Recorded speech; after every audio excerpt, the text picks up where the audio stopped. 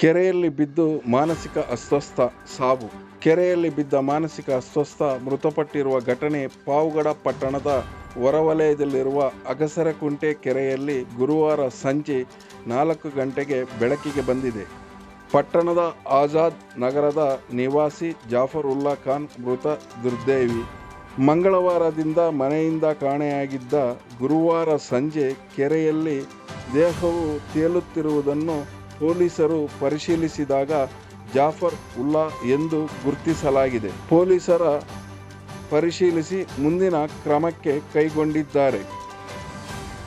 ನಿಮ್ಮ ಕ್ಷಣದ ಸುದ್ದಿಗಾಗಿ ಯೂನಿವರ್ಸ್ 369 ವಾಹಿನಿಯನ್ನು ಸಬ್ಸ್ಕ್ರೈಬ್ ಮಾಡಿ, ಲೈಕ್ ಮಾಡಿ.